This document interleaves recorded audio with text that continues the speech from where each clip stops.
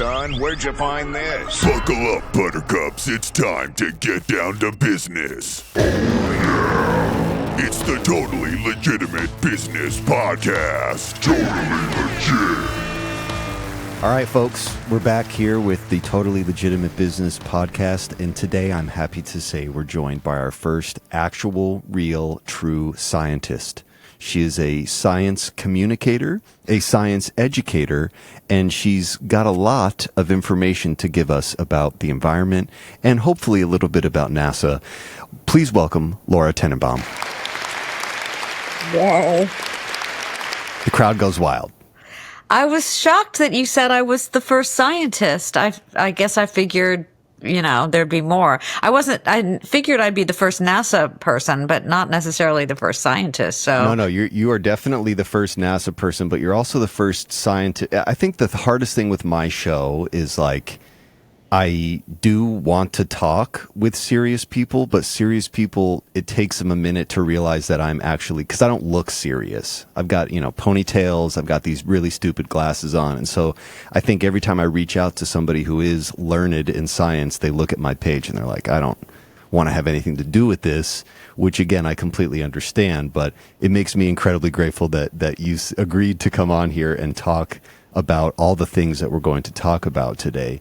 That's so judgy. I just need to say that. I have a couple of responses to that. Is who's judging you? I did look you up. I wanted to just make sure that your podcast was legitimate in the sense of you had followers. There were multiple postings. I found it on my podcast app, and then I found it on YouTube.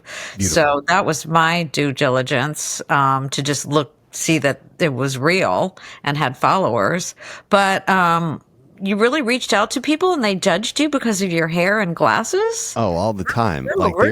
There are so many folks that I've reached that I have personally been interested in their work for a very well before I even thought to start this podcast.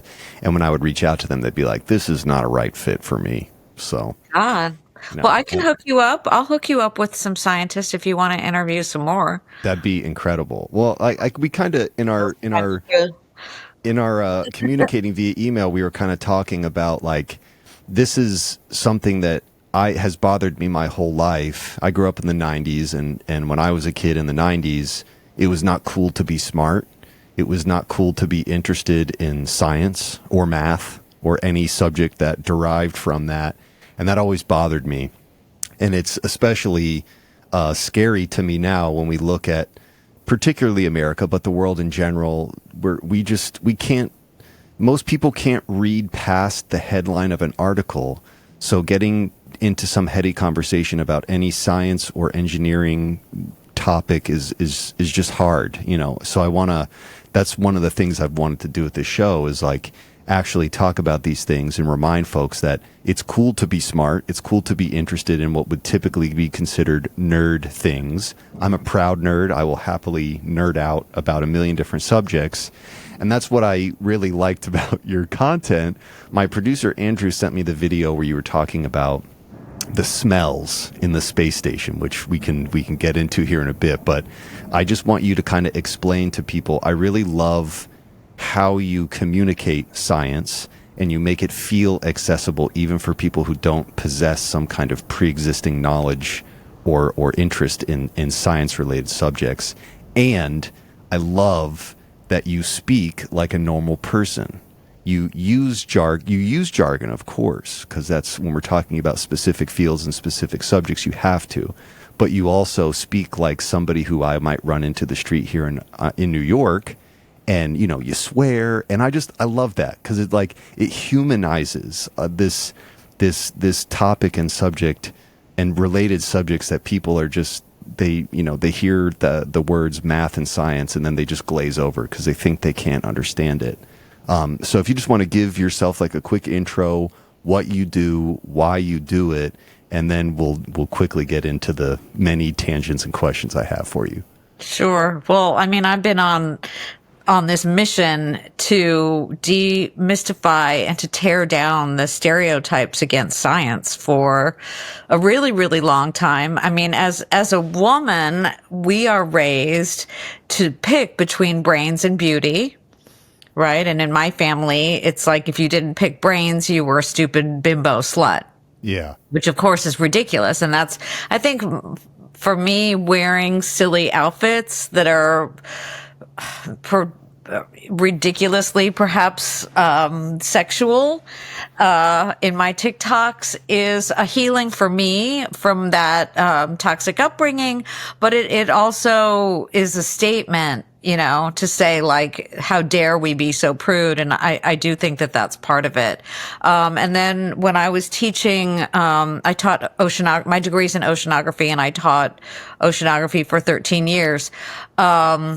And most of my students were taking oceanography to fulfill the breadth requirement. They were not majoring in science. And basically what they told me was that, well, at least oceanography doesn't suck as bad as some of the other science classes, was their belief. And my goal for them wasn't necessarily for them to kind of change their major or get a PhD or an advanced science degree, but to become science literate citizens and make them like science. And I asked them, you know, in order to have them listen to me, I had to listen to them first. And they were the ones who originally told me that they thought that scientists were loners who, you know, never got laid and had no social skills and worked in the lab. And I was just like, what? That's so not true. But then when I worked at NASA, I saw that, so I'd be like interviewing scientists and filming scientists. They had a little TV studio, literally, where I worked. And you'd be talking to this person, whoever it was. And I'm talking about a research scientist, right? And they'd be normal. And as soon as the camera would go on, they'd be like, hi, boys and girls, and turn on this really corny, horrible, condescending voice that was a huge turnoff. So I think part of the problem is that it takes a lot of energy and a lot of time and a lot of dedication to get your PhD in one of the sciences. And then once you get it, you spend a lot of time actually doing the work.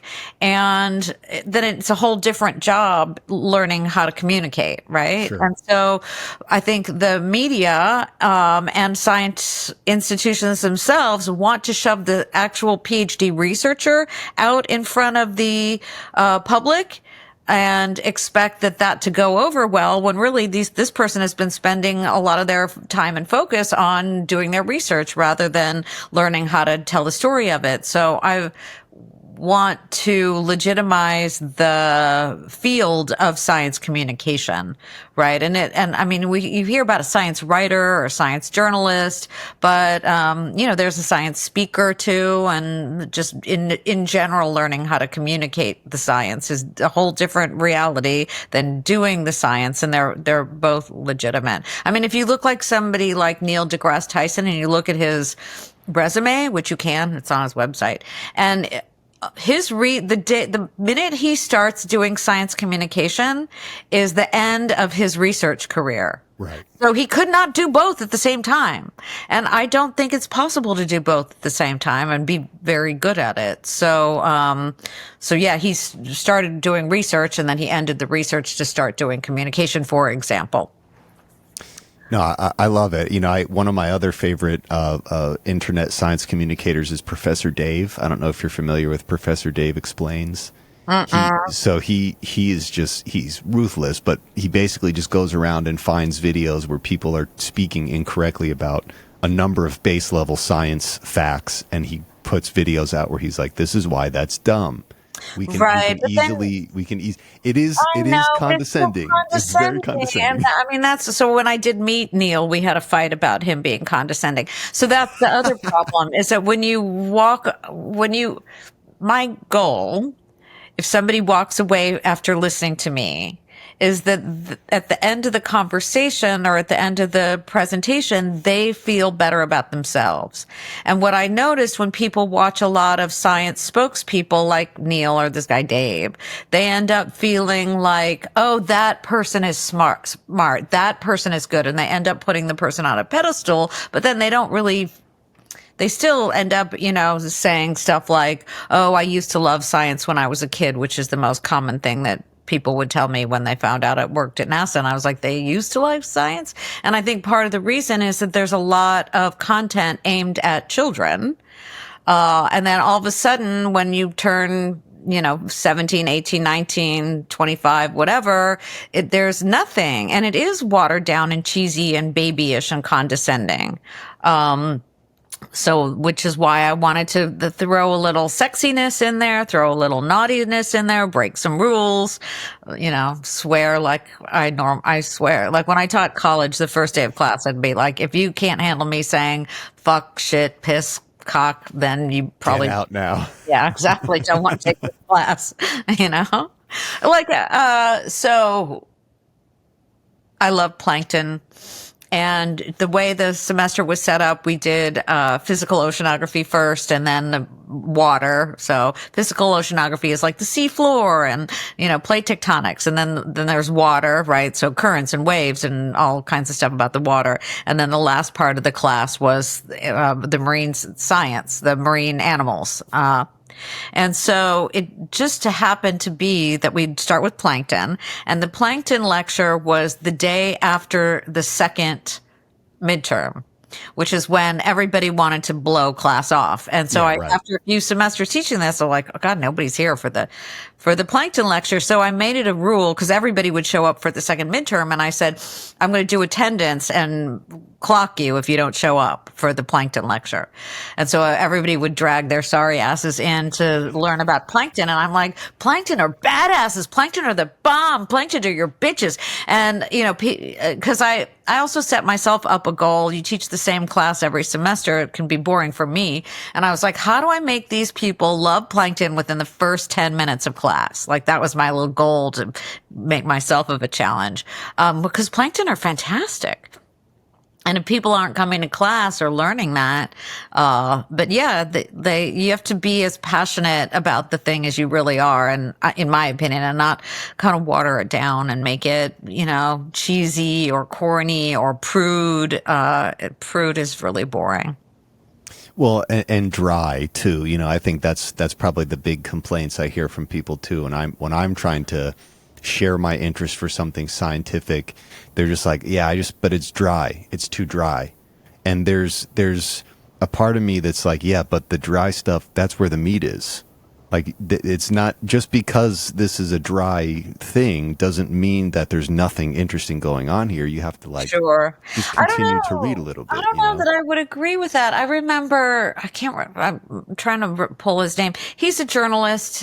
He used to be on NPR. I don't remember what his name is right off the top of my head, but he could make the most crazy, boring, stupid shit that you wouldn't care about sound amazing. Super exciting. Yeah. So I think a lot of it is in the storytelling. A lot of it is in the way we talk about it and in the storytelling. And yeah, so like anybody can say, oh, right, there's a giant whale or a monster or a murder mystery or whatever. Yeah. And those are easy. So yeah, give me a big, I like challenges. That's why I turned to studying climate change, because I feel it's the biggest challenge of our lives, and I enjoy challenge. That they're stimulating to me, but I want a challenge to tell. Like I just I rescue worms and snails and slugs off the sidewalk every time it rains, and people, I remember telling like my students this, and they'd be like, worms and slugs, they're brown, and I was like, are we racist now? Like what's the matter with brown? But then if you look closely at I don't think they have skin, whatever, the surface of those animals, they're actually really beautiful, intricate patterns. And, so yeah, there's a lot of like judging and a lot of, I think I want to take the small neglected creatures and elevate them, I guess, because I've in the past felt small and neglected in my life. And so I identify with those creatures that people pass by and, don't give a second thought. Yeah, I want to elevate those. I don't know. I've always been attracted to things that other people dismiss. So you said that you originally pursue your degree because people said it would be like an interesting thing. But did you have like a pre-existing love or passion for ocean and the creatures of the ocean and the systems of the ocean? Okay, so I was as an undergraduate at first studying neurons. So I was really interested in the study of the brain and neurons. And it just so happens that sea slugs have really large neurons. And so when I was working in a lab that was studying memory by looking at the neurons of slugs. And so from the sea slugs, then I got into marine science. And at what point did you like ever care to work at NASA, or at what point did your how did I decide to work at NASA? Push you there? I was again at the college, and they had a faculty fellowship opportunity, and so I was the first choice. I knew exactly what I wanted to do, because at that point it was like 2007, and it's so different than now. But people were a lot of the students were like, there was always one chapter in the textbook and like so one class lecture on climate science. So in oceanography, the ocean, as you know, covers over 70% of the earth, but up to like 85 to 90% of the heat from global warming gets absorbed into the ocean, right?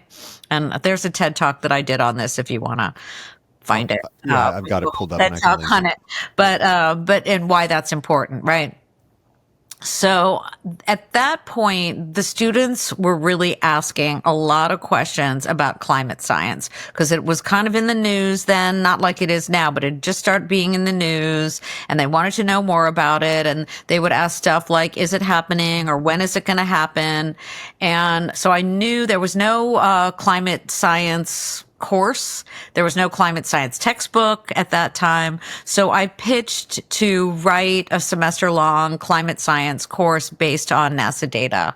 And they were like, love it. So I did a faculty fellowship there. And then once I was there, it seemed like a really good fit for me. And then like the team that I was working with also thought that it was a good fit, so they made a position just for me.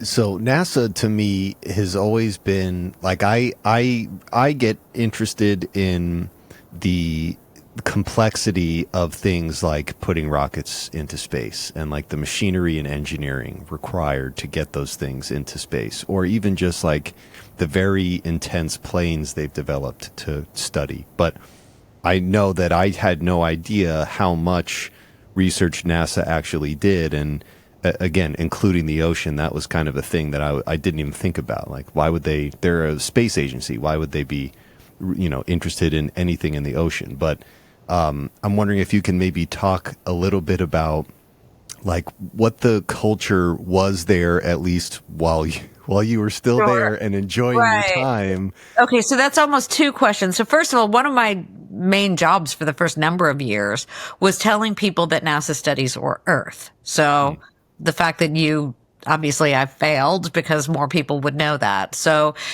there's around 20 Earth orbiting satellites that are NASA, one of a kind, handmade experimental machines that we use to study Earth. And the reason why, for example, before we were doing remote sensing of ocean stuff, think about like how much energy and effort it would take for ships to like zigzag all the way across the ocean. Whereas a satellite, you can map the entire planet in like 8 days.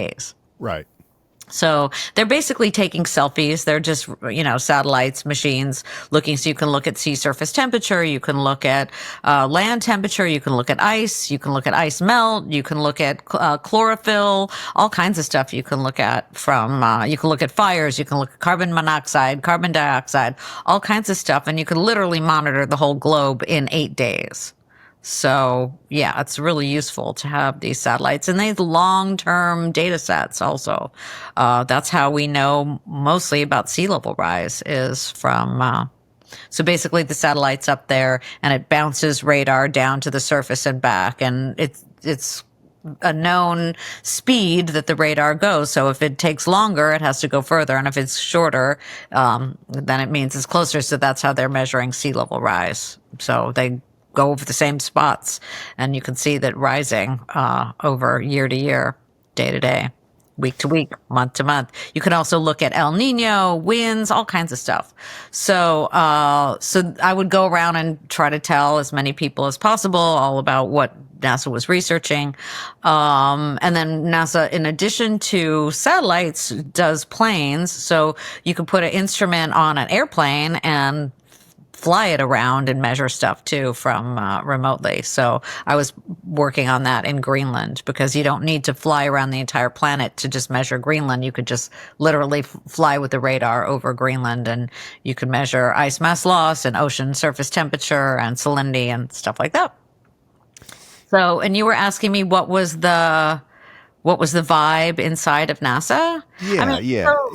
So NASA, now they're firing everybody right, left, and center. But there was about, normally there's like about 20,000 people who work at NASA. There's 10 NASA centers. So there's Goddard in Greenbelt, Maryland, and Kennedy in Florida, and Johnson in Houston, and Jet Propulsion Laboratory in California. And then Armstrong is also in California, and Goddard, GISS is in New York. And then there's headquarters in Washington, D.C. So, I also missed Glenn is in Cleveland, and there's one in Norfolk, Virginia. So, to make the general statement that NASA, the vibe in NASA is, with so many NASA centers, and so they study, mostly it's engineers, like 90% engineers, and about 10% scientists, and then a few comms people mixed in to just tell the story of what they're doing. But yeah, so there's just a lot of different research, everything from human spaceflight to sending robots to Mars, to looking at solar system stuff, to Earth science stuff. So yeah, the sun, we're looking at the sun. Well, and I'm the question that I'm really interested in your opinion on with regards to NASA is, what was their opinion while you were there about global climate concerns? Was that a thing that culturally was being discussed, or was it a thing that very few people were willing to debate? So inside of NASA, of course, we're scientists, we're researchers. They're massively studying climate change. So in 2007, when I first started, George Bush was still the president, and he had been trying to censor the government around climate change. And scientists actually sued the government in the George Bush. It's in the news. You can Google it. And won to be able to talk about climate change. But that was like kind of right at the end of the George Bush era, and right when I was starting. So then during Obama, there was a website, climate.nasa.gov. So I was the senior science editor at that website, and we won 5 Webby Awards. We were in museums and articles. And everywhere I went, I saw images and data that we'd, created to share with the public. Even there was like a White House video that Obama posted, literally with data that I'd put together and a visualization. So was super proud of all that. The other thing too is we would look at metrics, right? So in our small team, our goal was to be if you just Google the 2 words climate change, no NASA, no nothing, no, just those 2 words, we wanted our website to come up first, even before Wikipedia. So that was our goal, and we did succeed at that goal. So we were broadcasting on Facebook was still kind of, Facebook hotspot, yeah. But in 2007, Facebook was new, and then we got Instagram. We were on Twitter back in that day, and we were really broadcasting information about climate science as far as we possibly could. Again, through museums and articles and everywhere. And so in the bigger NASA communication, where we had people, studying solar system and Mars and all kinds of other stuff, the earth science people would meet together with all these people. And for years, forever, the main NASA website, just NASA.gov, got the most traffic. And the second website was Mars would get the most traffic. But we at Climate surpassed Mars in traffic and attention. And so, yeah, climate change was a very massive topic that people were very much interested in studying. They were even jealous of how much attention we were getting. Some of the Mars people were like, oh, now the Earth is getting more attention than we are. Oh, there was a big, because a Mars rover costs a lot more than any of these Earth satellites. So there was more money. And also when you do an Earth satellite, all of the Earth satellites were shared with multiple agencies. So the Japanese Space Agency, the European Space Agency, the Chinese Space Agency, and many others, we would co-launch because everybody on Earth was studying it.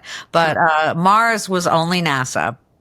So Mars had more prestige, and the people who worked on Mars would look down their noses at the Earth people. But literally, when our traffic started surpassing theirs, there was like infighting and jealousy. But it was a big deal. And then 3 weeks into the Trump administration in 2017, there was a big deal censorship thing happened. And then the censorship got worse and worse and worse and worse. Yeah, this is something that's kind of always bothered me, and I've understood from like an objective perspective why different administrations and they're leaning toward favoring, corporations for whatever way don't want to talk about the climate changing. They definitely don't want to imply that humans have anything to do with it, because ultimately that would mean some of their buddies and cronies would be responsible for it.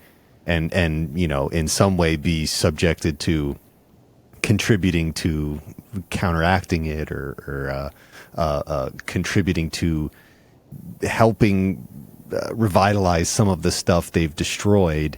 And NASA has always been an interesting one for me because, like, I have done a ton of research again on like NASA and the specific things that they have built and put out into space.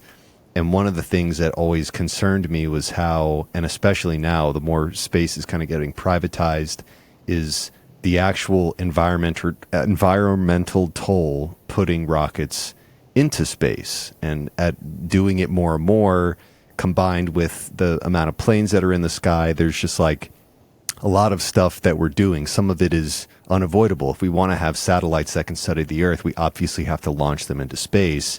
But then there's the concern of like, if we're just launching stuff that isn't helping us in some way, like weapons or stuff to, study Mars or colonize Mars. And even Mars as a topic now has kind of become like, that's our exit strategy.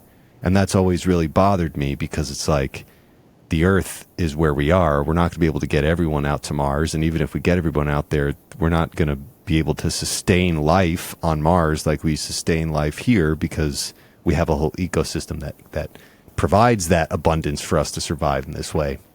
So, from your perspective as somebody who obviously wants the this topic to be talked about more and seriously discussed, what are like the juxtapositions of focus there? Obviously you're not there anymore, but while you were there, what was Mars was getting all the money, Mars was kind of getting the fanciful being showcased on the news much more often. But this, to me, if our environment fails, doesn't matter what we've got going on Mars, because we're dead. We die here. If we can't, right. We're not going to be able to get everything to Mars before we destroy the environment here. No, I have a lot of opinions on Mars, but let me just say the cost benefit of launching a satellite to study Earth, is negligible in the sense of, yes, there is some rocket fuel is used, but the benefit of having those satellites so far outweighs. It's kind of like the way I look at it as buying material possessions, right? So everything I'm wearing that you see on me right now is from yard sales, or I don't know if you know the Buy Nothing group where you trade stuff, right? So, Great. Love that. yeah, there's just a Buy Nothing, and you put stuff that you don't want, and then you get, so most of my clothes. But I buy socks and bras and underwear, right? Those things. So you have to buy something. But then there's the idea of like, I go on Temu and buy the latest trend and throw it in the garbage. So again, flagrant, just wasting rocket fuel. But if you're, at some point, there is a huge benefit that far, far outweighs the cost, right? So that's being purposeful. Like, I'm purposeful about what I buy, right? As we all, in my opinion, should be. So it's not like we can't decide I'm never going to buy anything, but just be deliberate about it and make your choices well. If you can't get it secondhand or have it gifted or trade it, then buy higher quality stuff that's going to last a long time, right? And take care of it Organic so it lasts a fiber long time. as best as you can, right? And I believe it's the same if you're making really deliberate choices about the science research that you're going to do, then and not just kind of like a tourist trip to space, right? So space tourism is completely wasteful and has no value whatsoever to the vast, vast majority of people. And even I would say it has very little value to the people who are the tourists, other than wasting their money and bragging rights and bucket. That's all it is. Yeah. So I did a TikTok on why I think bucket list is stupid. I would advocate for finding something that you really want to do, not that you want to try once. Find something you really, really want to do, and then spend your life pursuing that, not just testing bullshit that you're not even sure if you like. So I think that's a waste of time. And I would advocate for, again, being deliberate about, who's going to space and when.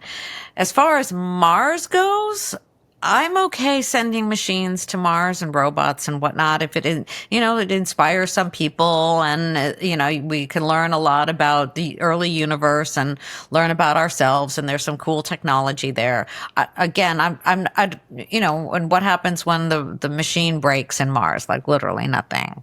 Like, nobody died. Right? As far as sending humans to Mars, again, we can talk. That's a very long conversation. I'm happy to have it if you want to have it. But there's massive problems with it. Massive problems with it. Not that we can't do it, but again, is it a deliberate choice that's worth making? Right? Well, that's kind of like my point here is like, that's a thing that you do when you're living in an abundance. That's a thing that you do when you've maintained life here so well that you have the abundance of technology and resources to be sending people. Like, there's so much stuff that we need to address here on Earth. Sure. Before we completely forget about what needs to happen here and go to Mars. A good example, this would be like a comical example, but it's like WALL-E. I don't know if you've ever seen that Pixar movie, WALL-E.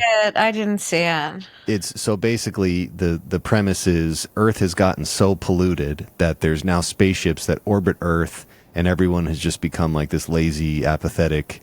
Everything is taken care of for them by robots, and it's definitely a dark, comical, dark peering into the future with how we're just living life on Earth right now. And I feel like a lot of people kind of look at life on Earth right now like that. Like, oh, it doesn't matter if things get so messed up here because by then we'll be able to go to Mars. Yeah, well, that's a story. It is a story. It's a myth. It's a inappropriate story. I think I had the way that you found me was through a TikTok that I made about the space station. I do need to make another one about Mars. There are massive, and I would even say that I disagree with you about the reason that you have is to not go to Mars because we haven't taken care of Earth. And I would actually disagree. I would say that is one reason, but there's a much, much bigger reason why people should not want to spend much time on Mars. Okay. Are you talking about living on Mars? Are you talking about going like they spent, I don't know, a day on the moon and came back. So you could go to Mars and spend a day and come back, or a week, or however many, whatever. But to actually make a colony on Mars, there's a massive problems with that. Well, that's kind of my point. Like the way I hear people talking about it, including the people who are kind of like spearheading, literally putting the rockets out there, is it's like an exit strategy. That's yeah, well, they're wrong. So let me just go to what I think is the worst problem. Should we just start there? Yeah, no, let's do it. So yes, everybody already knows about the expense and, but, I mean, and for me, just like, think about being on the longest airplane flight you've ever been on, where you're in this enclosed space, right? And you are never, ever getting fresh air ever again if you're going to move there, right? Mostly it's like a one-way trip. I mean, to me, that's just like intolerable. Like being able to open a window or have like walk on grass, or just smell like there's been so much research about digging in soil. If you're gardening or just digging, there's like microbes that are released that actually have impact on your mood. And wow. There's a lot of studies done on the psychology of astronauts, and they're not in a good mood. So they did they're trying to grow, or they are growing plants in space. So they've got these little they've got like those little solar lights, and you could grow plants, like, and a couple of flowers. And literally just interacting with the plants is a mood elevator for people who are on the space station. Because can you imagine no fresh food at all? Or that's the only whatever you can grow. So hopefully you're bringing your seeds and you're able to like regrow food. But otherwise, there's food. If you're a round trip to Mars is like a year and a half or so. So that food has to last. Freeze-dried food has to last a year and a half, which is sketchy, right? I mean, most people have been camping for like however long, a week or a month, and you're eating kind of funky food unless you're able to forage and find food. So that also can get depressing for people, just literally eating microwaved, dusty food that, it becomes dusty as it degrades, or gritty. So yeah, low quality, dusty food, no smell of the soil, no interaction with plants. But this is the deal breaker for me. The Earth, and this is hopefully, again, to go back to your first point about like, oh, science is dull and condescending for people. This is one of the fucking coolest things about planet Earth.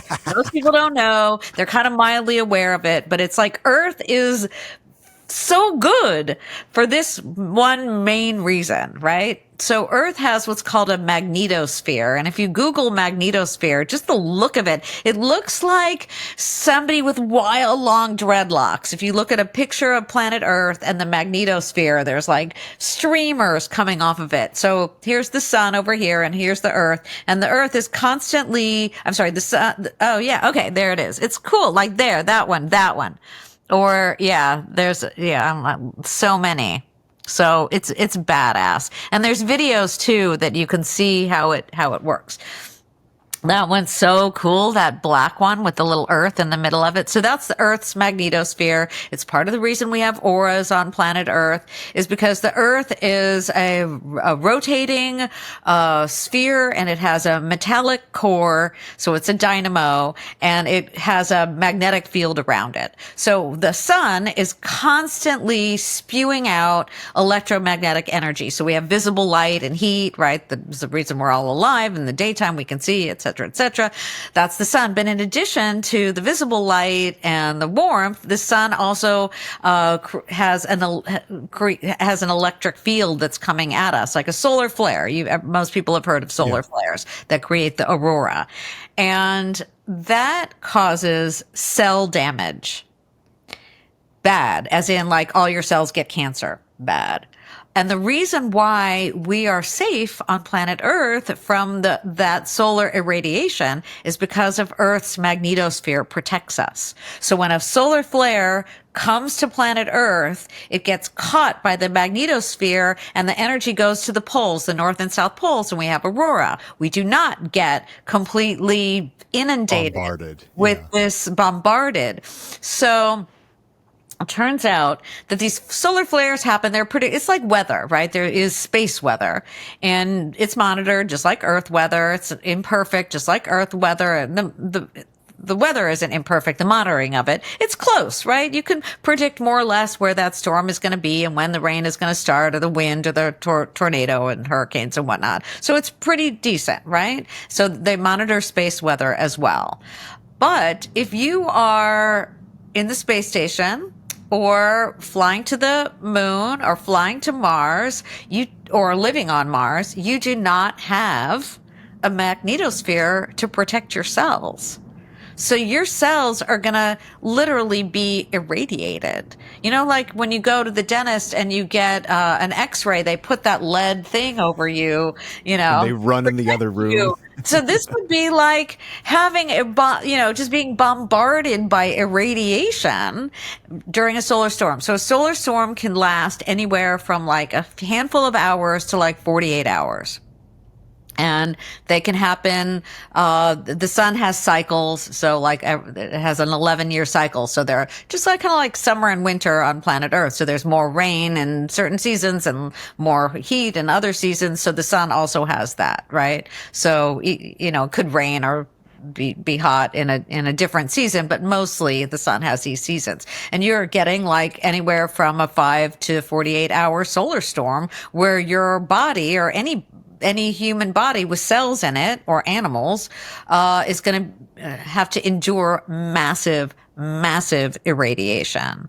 So I don't know how you would, I mean, I know how they so I've been on these habitats. They have them in Norfolk, Virginia. They're looking at materials, you know, what kind of materials could a spaceship use? And then what kind of materials could you have like a habitat that was either on the moon or Mars to protect people? But on the way there, they have a plan. And this plan is so outrageous. I do want to this is like my rehearsal for doing a TikTok, or maybe I'll cut this please, together. go right ahead. Yeah, go right ahead. But this is so bizarre. So they have a plan for that 9-month trip. You're on a 9-month trip. You're in your little space capsule going to fucking Mars, right? And so you'll know when there's a solar flare, and you'll know when the irradiation is going to come at you. So what has to happen? Okay. So there's a solar flare, you know, you find out, your computer tells you or whatever, solar flare, and you have to go in. They have a closet. And you got to go. So like one seat is here. So you're kind of sitting in this closet with your shipmates, and you've got to stay in the closet during the whole entire solar flare, right? So that could be from like 5 hours to 48 hours. You're literally inside of a closet. And what is around the walls of the closet to protect you? Turns out that human feces are really good at absorbing solar radiation. So they have these boxes. I saw them. They're like, I don't know if you've looked at those military ammo looking metal boxes. Sure, yeah. And so you collect your own shit and you store it in this closet so that when there's a solar flare, you go sit in the closet surrounded by your own shit, or your own and your shipmates' shit, for up to 48 hours. Like, who really? This is what people think that they want to do? Are you fucking kidding me? Yeah. I mean, look, have you've flown in an airplane, even in business class, where you're laying down, it's kind of tight and it's hot and it's sweaty and you feel disgusting afterward. There's no shower. There's no bath, right? The first thing you want to do when you get off that fucking plane is take a bath. There's no forever 9 months. You're in a little ship, and the highlight is you're sitting in a closet surrounded by your own caca. Like, really, people? This is where humanity is going? I don't fucking think so. And yeah, everybody, Ad Astra, it's so glamorous. You know, we've over glamorized space. You know, but really it's just a bunch of poop and snot and, you know, filtered urine for water. Filtered urine, yeah. And if you see a milk dud floating, it's not a milk dud. Well, I mean, again, kind of going back to that TikTok that my producer sent me, it was the one you were talking about, the smells and rats in the space station. And I heard this from people I know who are pilots or who work in the airline industry. They'll be like, when you open the door, nobody wants to be the person who opens the door from a 2-hour flight, even just a short. Oh, because it's plane like ride. a locker room that's never, ever been aired out. And You people just get on that blasted. TikTok were asking me like, well, can't they just clean it with baby wipes? But it's like, you can't clean a locker room if it's in an enclosed space. So there's BO and fart smell. It's been up there like 20 years or something. So it's 20 years of BO and fart smell that has never been aired out. So yeah.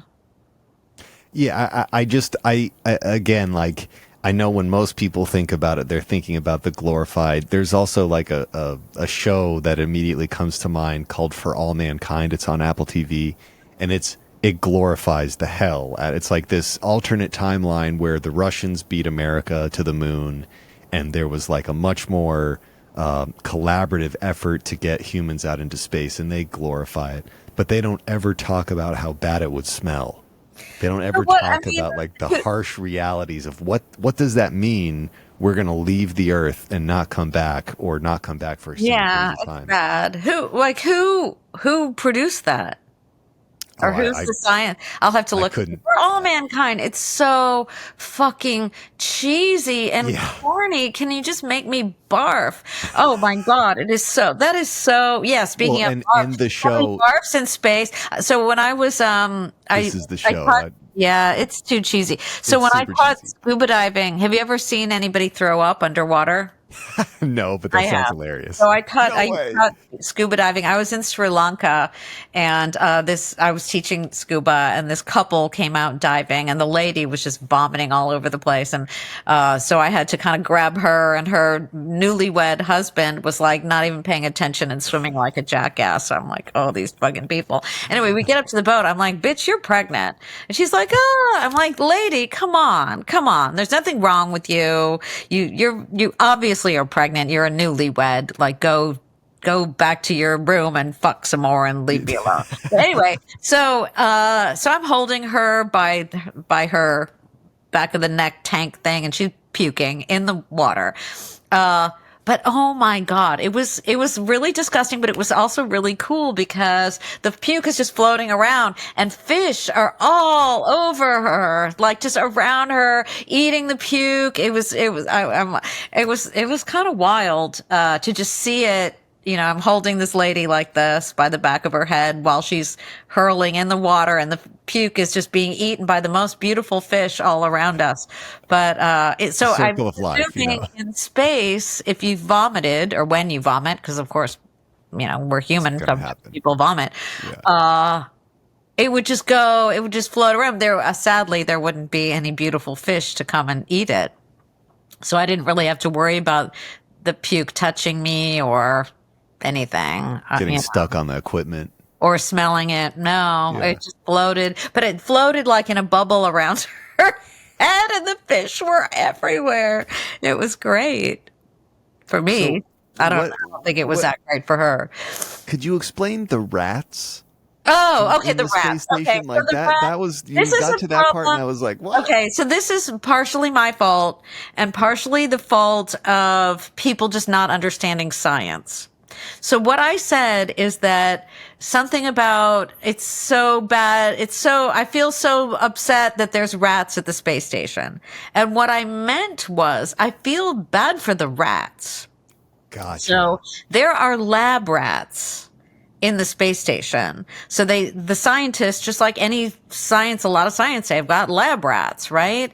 And so that's the fault of the people watching, not realizing that there's rats all over the place in labs because they're doing studies on them. Sure. So they take these rats up to the space station to see what happens to their bodies.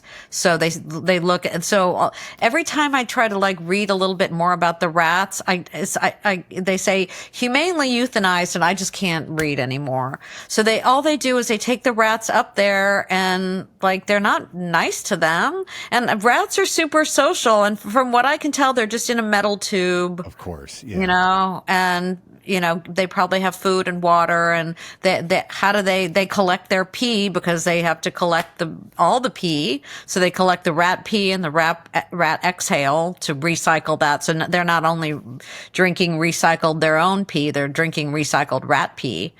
But, so the rats are up there for however many months, and then they're dissected to look at their tissues. So I feel so bad for the rats.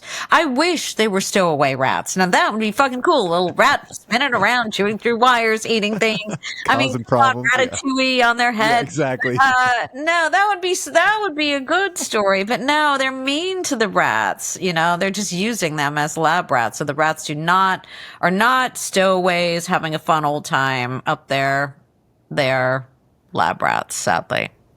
Well, and like, obviously there are costs to science. That would be a cost of science. Yeah. I think in a less dark way, even the astronauts that go up there ultimately are metaphorically they're kind volunteering. Of rats. They raised their hands and said it. The rats were not volunteering. And I do think that, again, it's like, I do understand that a lot of science does animal research, but can we be selective on it? Do we know that space is bad for bones, tissues, organs? Can't we just send a fucking robot? Right. At this point, right. We learn so much from robots. Right. Do we really need people up there? What robots, they don't need to drink water. They don't need to have heating and air conditioning. They don't need to breathe.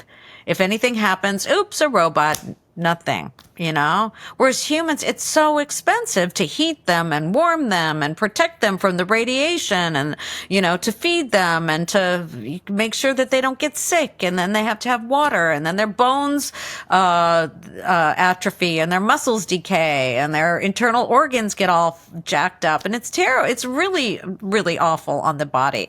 There's a problem. The fingernails just fall off. Yikes. Yeah. Well, and too, like, I don't know. I when I have a little boo-boo on my back and I have to lift slightly less weights at the gym, it puts me in a pissed off mood. Yeah. Not pissed off, but I'm just kind of like a bummer. It's like my back, I have to do a light day because my back is sore today. Can you imagine? And your fingernails are falling off? No. Jesus fucking Christ. No. Well, and also too, like, I'm becoming more and more aware of, like, how even on Earth, terrestrially, we're spending a lot more time bombarding ourselves with certain types of light, like the light from screens. These glasses filter out certain blue light, so it's less harmful to my eyes. When I'm out driving, I have another pair of glasses that filters out certain kinds of light. But we all spend so much time staring at these artificial sources of light, and there's a bunch of scientific studies coming out now that suggest it's not only messing with our eyes, but it's messing with the physiology in our brain, because we're not supposed to be bombarded with all this artificial light. We are the experiment there. And I can't help but think, if we're trying to migrate from here to another place, that we're not going to find ourselves in it. Like, just being in the space station in artificial light, that would drive me crazy personally. Like that fluorescent, super bright doctor's office light, that I would go crazy. I wouldn't last a month. Sure. And not getting the natural cycles of light. I think I could handle it. I don't think I would like it, but I think I would be able to tell myself things. But like, as far as going all the way to Mars and back, I just don't see. I'm not saying it can't be done, but I just don't see why. Yeah. Okay, so we could so what would have to happen is you'd have to send a bunch of machines up there first, and the machines would be semi-autonomous, and the semi-autonomous machines would build like a small city with different places to grow vegetables potentially, and places to live, and all these little huts and little transpo things. But again, okay, so then once the little city was built, then you'd send people up there. But I mean, how, are you going to be able to have a baby up there? Well, and if they did, I can't help but think that if we were sending people up there, we would encourage all sorts of behaviors. But I would understand, personally, I would think that they would be wanting people to do things just so that it would be the experiment, because it would be the experiment. How do we know what it's like to have a child on Mars until people conceive a child and try and give birth on Mars? So yeah, I mean, that would, it's like this weird transhumanist thing. Very odd to me. Yeah. And just because of the low gravity. I mean, I suppose you could simulate gravity somehow. You know, I mean, because the gravity is like, we're sitting up right now, and everybody watching this, well, some of you watching this could be laying down, but even our muscles, your and my muscles, because we're sitting up, in our backs are functioning right now, right? We're not, you know, if I passed away, I'd floop over, right? So all of that muscle tone and muscle tension is being used just to literally sit. And when I stand and when I walk and when I move, just all these little actions, right?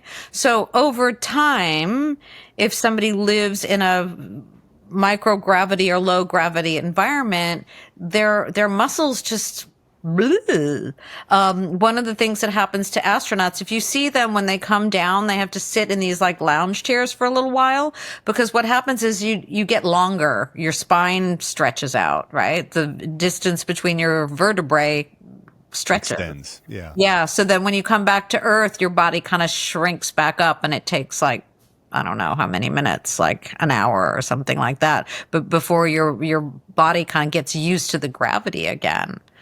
I mean, yeah, like that I can't even imagine what it would be like for a embryo, right, to try to develop under those conditions. And I don't know if they're doing rodent, tests on that. I mean, I wouldn't be surprised if they were. I don't know. But, how does embryonic development happen up there? And, it seems like it seems like that would be a massive, massive challenge. And then, so can you, I don't know, like, again, it's been overly hyped and overly romanticized, but yes, is it possible to put a community up there and some people, and they could grow Matt Damon's poop potatoes potentially? Maybe. I mean, if you spend enough money, and if you don't care if there's mistakes and some people die. I mean, we had 2 space shuttle explosions, so that was like 16 people or something died in the space shuttle. I don't remember how many on each of the space shuttles, but so there, if you're willing to have some people die and spend a shit ton of money, I don't want to be like those "it'll never happen" types, but it could totally happen. I mean, it's possible, but I just don't see why. Just to say we did it, that there's a big, I wrote this article for The Independent about, it's titled "The Mars Bros Have It All Wrong." And this idea that, back when, this was another fight that I had with Neil deGrasse Tyson, but he's a New Yorker, and he's like, "Lean in, let's fight. I want to hear what you have to say." So it wasn't like a bitchy fight. It was just like a good scientific argument. But, I was pulled into the deputy director of communication at NASA, and he's like mansplaining me how, humankind needs exploration. It's what's driving us forward, blah, blah, blah, blah. So this is a story. Again, I would call it a myth, not a story. It's not necessarily true. Some people believe it. So it's a story that we like to tell ourselves about ourselves, that we're big explorers.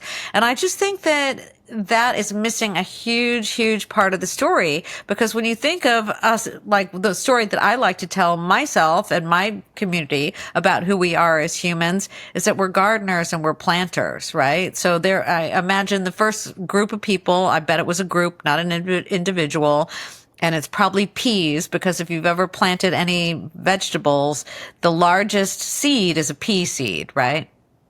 So one day people were gathering wild peas, and they decided to, instead of gather it and bring it home or eat it right there, to leave that pea in the ground and watched it grow into a pea plant. And that was a big fucking deal, right? To make that decision, to hold off your immediate gratification for some future thing and to see the plant grow. But somebody discovered planting food. Right. What I mean is a community discovered that. The first people who weren't hunter gatherers who settled down and made a community had to learn how to plant. Yeah. And I would say that defines humanity much more than exploration. And I would rather tell that as a story of ourselves about who we are than we need to push forward to explore shit because that just defines who we are. Because when you think of it, when I think of exploring, I also think of colonialism.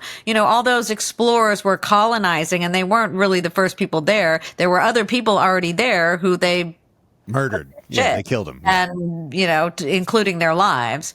So I just think that that's an inappropriate, inaccurate story that is also overly romanticized. And you see it by like all those, Taylor Sheridan shows, overly romanticizing the wild, wild west and this toxic individualism, or they call it rugged individualism. I call it toxic individualism because I think that, and I'm sure there's evidence for this, that the first people who decided to garden and plant were probably people, not a person. Yeah. So the glory is given to the group, to the community, rather than the individual. And that's the story that I would like to tell about humanity. And it circles back to what you were saying earlier about the argument not to go to Mars is because we need to take care of Earth, right? And I would say, yes, I 100% agree that we do need to take care of Earth. But even if we took care of Earth, Mars is still fucking stupid. Because it's like, come on, it's a fucking red rock. Send a robot up there. It's fine. Right. But it goes back to let's take care of Earth. And not just once. Let's continue to let's take care of what we have here. Let's garden. Let's plant peas. Well, I think about this a lot too, because I'll get down the rabbit holes of ancient mega cultures and, what were they thinking about? And even like a lot of the humans' first interactions with the stars were to understand when to plant and harvest. There's you know what I mean? Like if you look at so many ancient cultures, and the crazy structures they build that a lot of people think are portals, which I don't. I think they were a way for them to convey a complex message without having a formal structure of writing or a formal structure of documentation, or, it was just an easy way for them to say, here's how we monitor the movement in the sky so that we capitalize on Earth. And the idea that, even when we talk about, there's like people who talk about Mars, and then there's the people who are already on to deep space human exploration. And yes, we've sent, nuclear powered satellites out there. We've seen some incredible images. There was just a crazy image I saw of some waves in the rings of Saturn or Neptune, or it was from super wild. From the Webb, telescope, the James Webb Telescope. And in fact, when I lived in Nashville, they had just launched that telescope, and some of the people who were on that team did like a very small talk at a I can't even remember where it was, but it was a very interesting talk, and they were basically just saying, we're scanning for planets that are like Earth, and we've already found a ton of possible, we're going to need to send more stuff out there. We're going to need to get better equipment to send further out, but we've already found a couple of planets that appear to be very similar to Earth. That to me makes sense. You get a nuke-powered satellite and you just send it out there forever. Why do we need to send people out there? We can't send people out there, but even if we get to the point where we discover faster than light travel and can implement it in a way that it's like safe and reliable, why would we send people out there? Yeah, it doesn't make sense. I'm kind of interested. I'll throw this other thing out there too. So, Enceladus, I believe, is a moon of Saturn, and it has a geyser coming off of it, and the geyser probably has life in it. There's no reason why it wouldn't, right? I think it's liquid ammonia. There's another moon of either Saturn or Jupiter that's made of liquid ammonia, Enceladus. Oh yeah, so that you see the geyser coming right off of it. So when I believe that there's a plan to send a spacecraft to to fly through, or maybe the already one has flown through since I haven't been there for a while. So what happens when they detect life? Right, not human life, not Microbial life, microbial life, or even bigger. What if it's some kind of multicellular creature that's an alien, right? What are the fucking crazy Christians gonna do?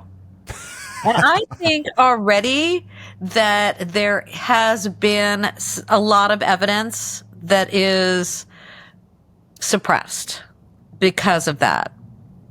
You like from NASA suppressed, or I would agree with you on that. I mean, there was a book that came out looking at evidence of it was a research of evidence of microbial life on Mars, and that was one of the worries. The crazy fucking Christians are gonna freak out. I mean, they are. The same thing already happened with Darwin. He was self-suppressed. Darwin did. Because he was worried about the crazy Christians. So, I mean, the Bible says that God did this and that, and so how come there's extraterrestrial life then? How are we going to square that one? So, America is so uptight. Oh my God, how uptight we are. I've spent a lot of time thinking about that too. I was born in the South. My whole family's from the Northeast, but I was like the one person born in the South. I lived in the South for a long time. And I have a feeling it will go two ways. Either they'll spaz and it will be a horrible scenario for anyone surrounded by any folks who are completely entranced by the message of the Bible, or one of the big religious leaders, Pope, somebody else who carries serious weight is going to go, oh, well, of course, God's infinite wisdom. We're not the only life.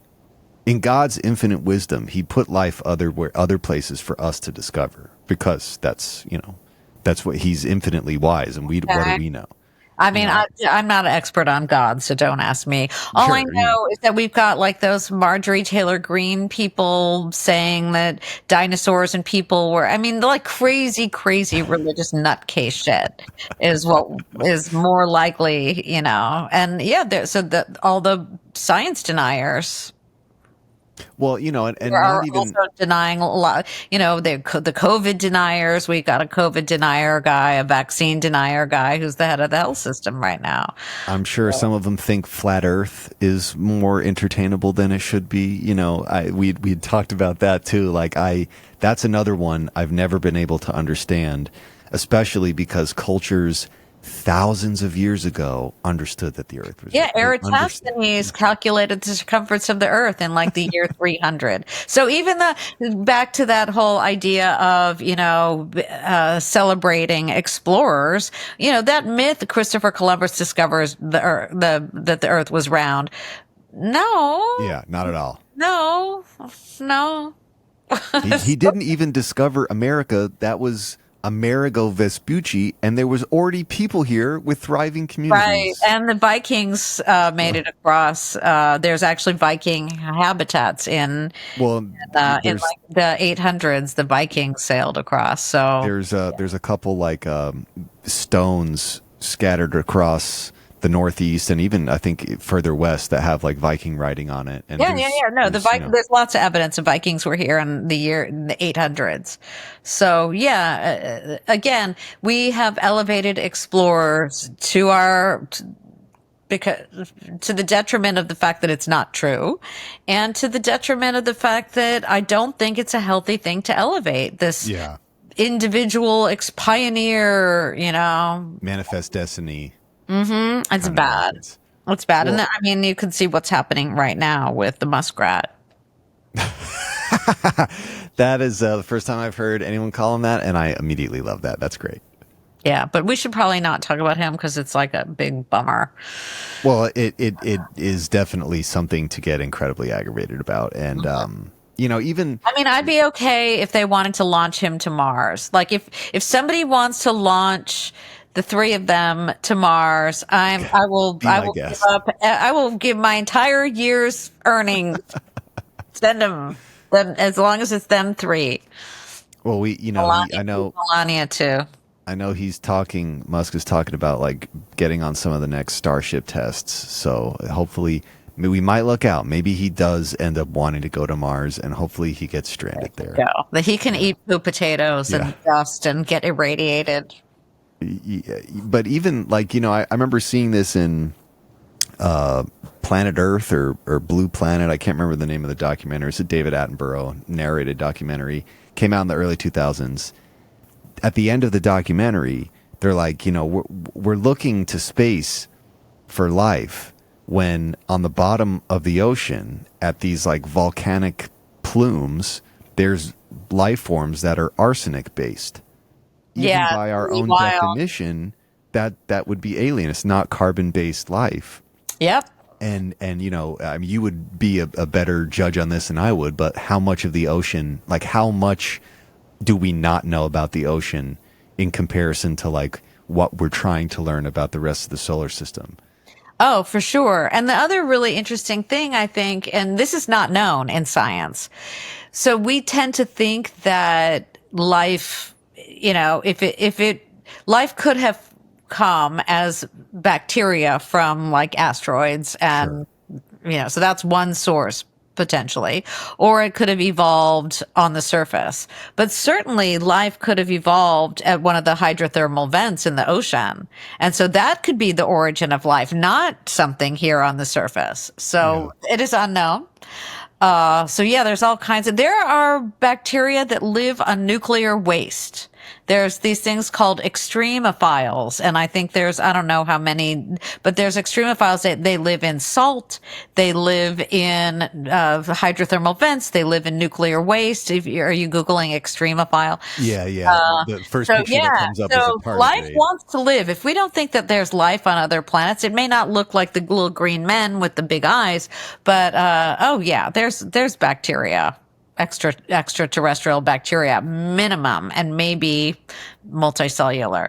But life can live in some weird ass places. That's for sure. And again, so they may be like living in a methane ocean rather than what do you call it? Hydrogen H2O. Dihydromonoxide or whatever, water. They may be living in a liquid methane ocean, Yeah, I for me, my wife loves the ocean. She loves, the mystery of the ocean and definitely monsters of the ocean. And I love when we'll occasionally get glimpses of very large animals that live there that we thought, there's no way a squid could be this big. There's no way this species of shark could be this big, and then we'll catch glimpses of like, maybe there could be. And considering that we're not as knowledgeable on the happenings of the ocean because there's so much of it. It's incredibly difficult to explore. This is something that's always bothered me. Why James Cameron has committed more to the research and study of the oceans than some of the large institutions that should I know. It's always bothered me. I was going to bring up James Cameron, so I'm glad you brought him up. So I was at there's a big conference that happens it's called the American Geophysical Union. And so I was going every year for quite a long time. And I was there the year that James went down to the Marianas Trench in the submarine that he made. Sure. And so he went, it was him, and he had a marine biologist and a geologist, I think, all, were studying together. And so they all co-presented at this big talk at this big conference. And what they found so the Marianas Trench, for people who don't know what that is, it's the deepest place in the ocean. It's like 11 miles down or something like that. And there was like two scientists or explorers went down there in like the 1950s in a submarine called the Trieste. And like there's audio of it and you can hear it like groaning and creaking, and it just sounds like, oh my fucking God, right? So these two guys had been down there in the 1950s, and then I don't know, 2010s or something, James Cameron took a submarine down there. And you know what he found? What they were talking about when they found, so they found these, I'm going to not remember the name, but there's a thing at the bottom of the seafloor that's called gigantism. So like the animals down there are big. So they had pill bugs. You know, the pill bugs, the little, what are they called? Pill bugs, doodle bugs, roly-polies. Roly-polies. There you go. Yep. Roly-polies is big down there. But there was life. I mean, there's a scientific name for roly-poly, and it's just right over my head right now. But so they found them. Gigantic roly-polies were down there crawling around. And you know what else was down there? Diamonds. No way. Yeah, when they, not like the diamond ring diamonds, but when they, got some rocks, right? So they collected rocks, and the rocks were diamond. But it makes sense because the Marianas Trench is a convergent plate boundary. So where the Pacific plate is subducting under the Asian plate. And so there's a lot, it's very deep. There's a lot of pressure. And so there's now a theory that the whole part of the mantle that's right underneath the surface of the Earth is all diamond. No way. I know. But it does make sense. I know. Who wants to go to Mars when you've got like ginormous roly-polies and diamonds here? Well, and I know So I was at that lecture when they first told us about that, and I was just like, well, that's he was what I love about that story is, yes, he was passionate about it, but it really all stems from him. There was the movie The Abyss he did, and then there was the Titanic movie. The Titanic movie, and then ultimately he gets really into the submarining and like the very, very depths of the ocean to look at life there for inspiration for the movie with the blue alien creatures. Right. Avatar. Which is an environmental itself. Yeah, that whole thing is a statement on that. But that's just something that's always like, if it weren't for James Cameron, the guy who makes movies that we like, but when there are institutions that are supposed to be doing this. Well, I mean, it's sadly, we as a society have funded the military, and NASA people.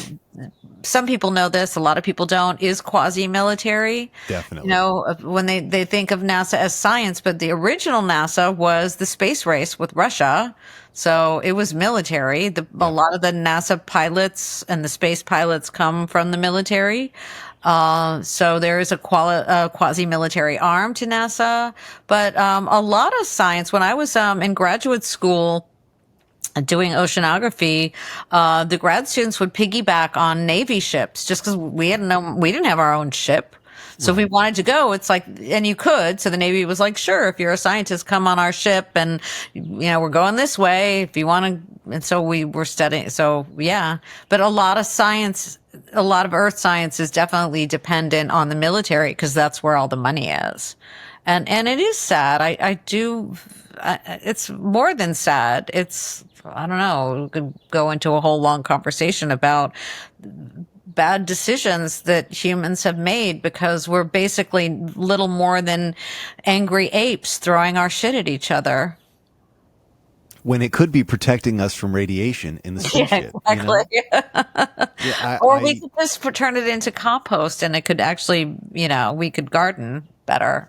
Well, there was, this may have been like a Michio Kaku quote, but he was talking about this was a long time ago. I remember first hearing this in the early 2000s, and he was like, if we're looking at ourselves in terms of what level of civilization we are, we would be a zero. We have to burn resources on the planet to provide us with energy. A society right above us would have harnessed the forces of the planet to propel the society. A society above that would be harnessing energy from the star and not, living in a degenerative way. And it is really because of the military. Yes, there's some stuff that gets developed in the course of military supremacy that ends up benefiting society. But by and large, the focus is how do we destroy life, not sustain it. For sure. And the human race, our limbic system is we are angry motherfuckers who are, want to keep our own shit and keep everybody out of it. So I think that's who we are as a race. We extincted the Cro-Magnons or the Neanderthals. We extincted them, so. Yeah, that's just a weird one. And again, like how I get into researching any of the NASA stuff is from my interest in fighter planes and space plane technology and Northrop Grumman and Lockheed and all the crazy technology that they were building. That's kind of what like shifted me into learning about the stuff that NASA was doing. And even that, I mean, Grumman itself is that they played a huge role in getting us to the moon. They did the lunar module. That's, right 2 hours away from me here out in Bethpage. We do have the resources and we do have the mental capacity to be doing things for some kind of egalitarian purpose. But ultimately, bombs make more money. And, that's like the scary part to me is like, I understand that for as many civilian satellites that get launched into space that are benefiting civilians, I'm only going to assume that there's a larger number of weapons that are getting launched into space. And, there's most satellites are the telecom satellites, though. There's a lot of telecom satellites. Sure. I mean, from what Starlink has been doing alone, like there's been so many launches just to get the Starlink array up and running. Yeah, and I mean, even before that, just your basic GPS and your cell phone. Right. Tons of those. So there's a lot. They're sort of small. I mean, there's maps of them. They have to have maps of them because they'd crash into each other. If they didn't, I mean, some of them already are crashing. There's a lot of space junk too. Yeah. From crashes. Just one little size of a golf ball whizzing around. It could take it, your satellite crashes into that. It's like goodbye. Toast. Yeah. It's kind of like if you're driving on the freeway and a golf ball comes through your windshield. So I don't know that much about military satellites, but just in general, the amount of money that our species has spent on weapons. But yeah, you were talking about fear, or fear motivates people more than any other emotion. For sure. I was just working on editing an episode. I had a person who's like, she was former military. She was an intelligence officer, but she grew up in the Children of God cult, and she makes a lot of comparisons. She's written a number of books about cult behavior. Oh, wait, I follow her on TikTok, the knitting lady. Yeah, exactly. Yes. Oh my God, you interviewed her? Yeah, I'd love to talk to her. She's super awesome. She has a lot of like really brass tacks. She's like, I just love how, again, she lowers the temperature. She talks about, she sees all these people, or all these people will come to her with these high anxieties about what's going on, and she just has a really good ability to communicate that, we need to bring the temperature down. You need to bring it down in your own mind, and then as a whole, together, we need to just kind of bring this temperature down. Definitely. Well, tell her I say hi. Hey, listen, we can figure out a topic where we can get a little panel going. I'd be so for that. That would be fun. Yes. What else do you want to ask me? Well, basically, we're kind of getting, I guess, near the end of this, so I want to make sure that I give you a second to tell people where to check out your stuff, and I also want you to give us a few words to hopefully inspire people to incorporate learning about scientific topics, even if it's not in your wheelhouse.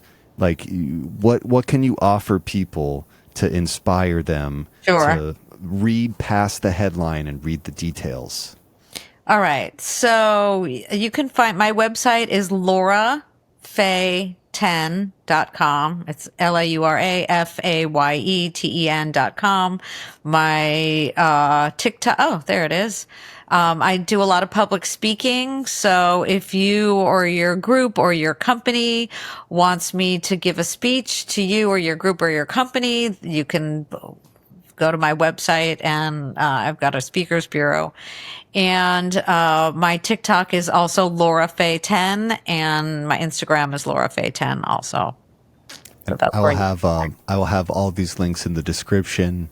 A lot of great content, and again, you make it accessible. You make complex topics accessible to any person. If you check out the TikTok page, you're gonna learn something. I cannot recommend it enough. And then, is there any words of inspiration? Okay, so for me, I think this whole idea that it's like people are like, oh, science is hard. But it's like when you look at your life, if you look over your life, you can imagine you're, on your deathbed, or even now, you don't even have to be dying. And you look on your life and it's like, what stands out as like your peak moments?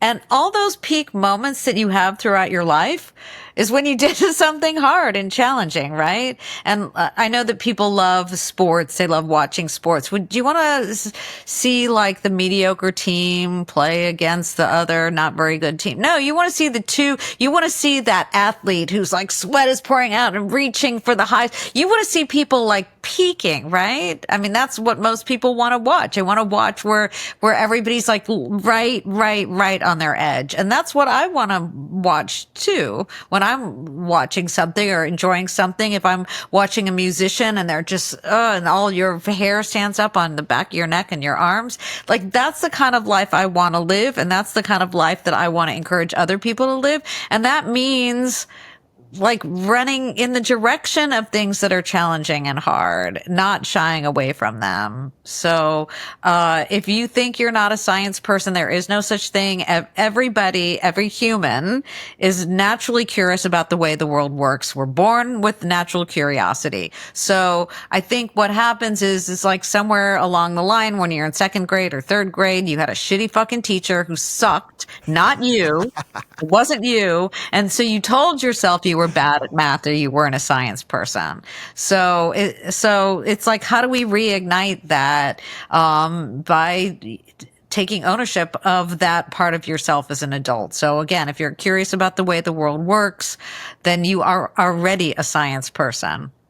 You're already a math person, and you just have to kind of decide that it's not even deciding. You have to recognize that you already love challenges. Why people say they want to have kids? Come on, that's the biggest fucking challenge of your life. Maybe getting married and having kids. That's not easy. Nobody's like, oh, right, it's so easy. 10 easy steps to get married and have a kid. Nobody does that, right? But yet it's the most meaningful thing for many people's lives, right? A career, children, want to own a home, all the things that people want in their life. None of them is easy. So why is easy a value that we want?